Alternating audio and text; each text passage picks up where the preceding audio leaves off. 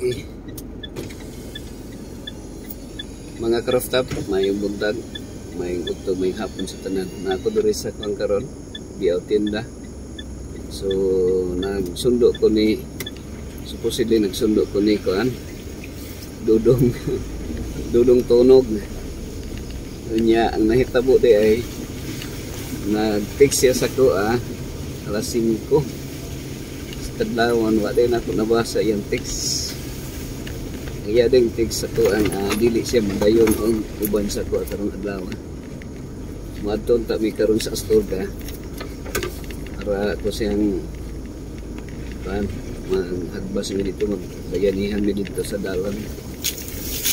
Okay, para nga ati man to dito mananay accessible sa dalan, mahagbasan ang dalan para di maglisod ang mga mato dito sa area. Ingan lang ako dito mga higala, mga ka-rooftop nga kining lugar ni Alan ni Rosbilio Alan unina Ma'am Mercy Rosbilio Alan. Ang iyang area gingan na nako upan Sacred Light.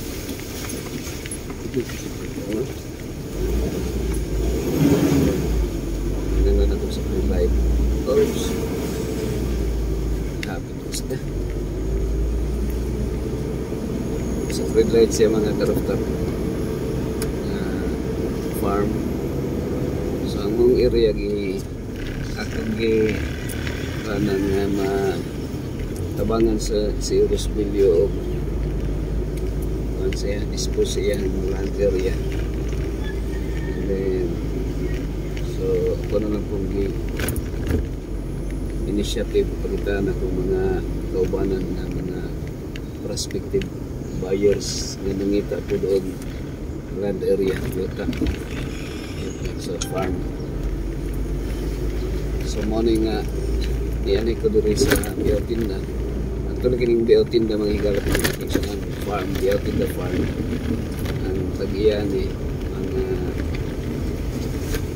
grupo gyapon mi diri kami pagyapon na organize o mga mopalit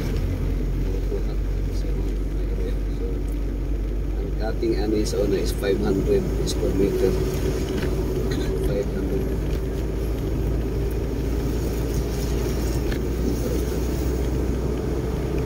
Okay, tanaw na ko niya alas 6:50 naman.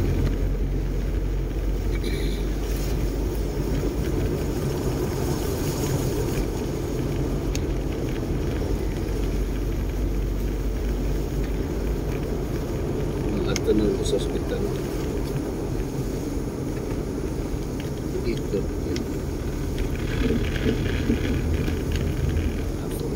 sa Anfort.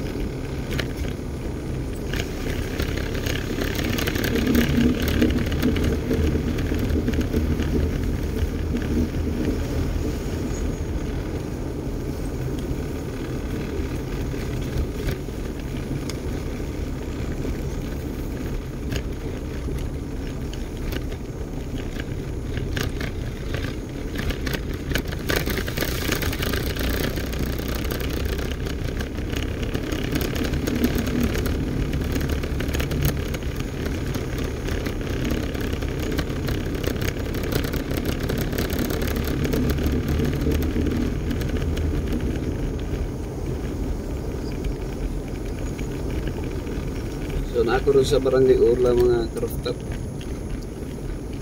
Nanoy kasada pag-asad ng lakas at mga lapos ng lakas. So nako rin sa Barangay Urla.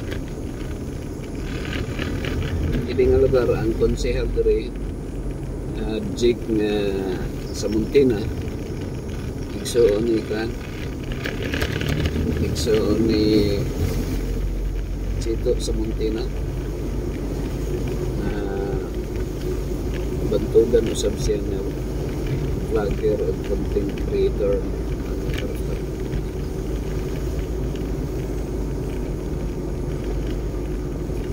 Si Uncle Chito. Kita namin yun sa una. Pero wala pa to siya na uso ang vlog sa una. So makita na ito diri sa Barangay Ula ang Mount Apo. Elevated siya. Elevated siya.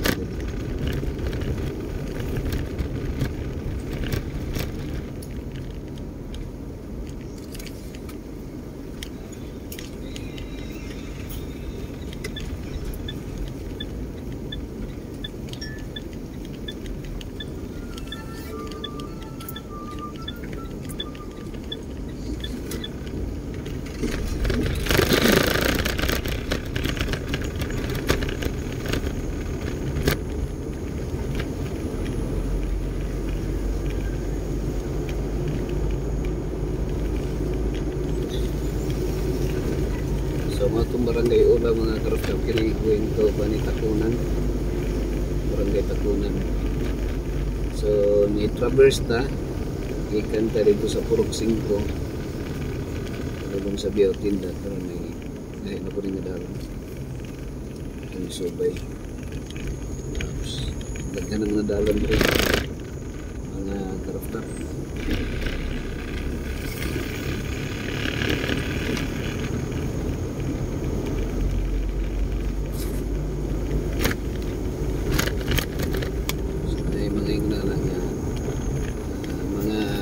Kulian mga butang nga murag wala di murag dahuma pero yung na pangkabusan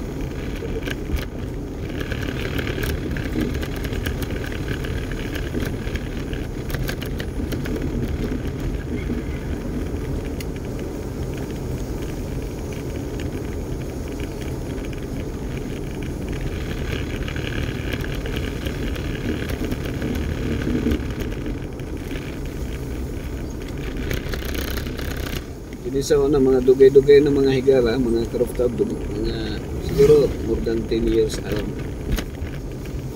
Less than 10 years yata. Nga kining ginaagya-agyan nato diri. Ang tawag niya. Rough road pa ni sa area. Rough road. May pang mga tao diri karon ni daghan talit. Pero dili ko sa una pero agi ko sa una doon mga karaftab kay na panahon nga mag-Bible study ko sa Papa ni Chito sa Montid. While he was admitted sa una sa Adventist Hospital Bangor.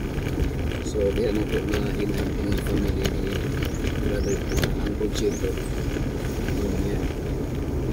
Dito naka-contact ko sila ha. So nag-schedule ng visit silang balay. Kung time si Uncle Chito napa sa Manila yata kung time.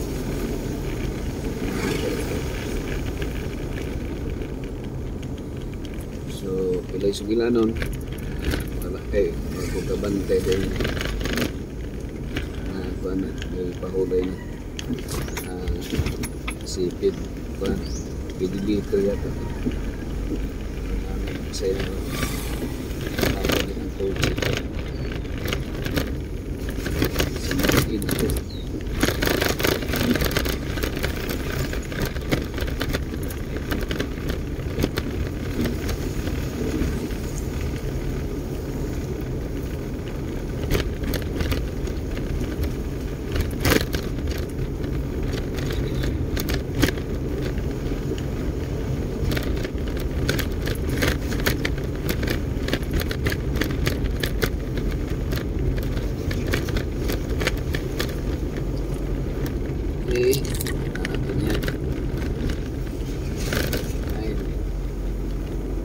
Just mga 10 minutes na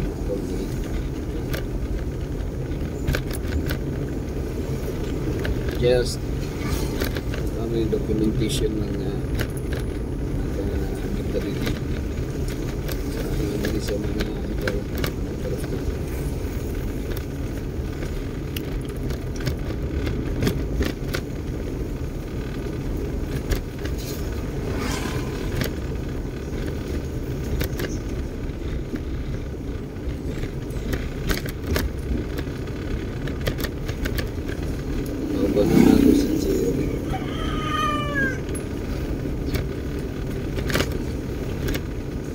so abot na ito naman higala Katunan di ka homes, no?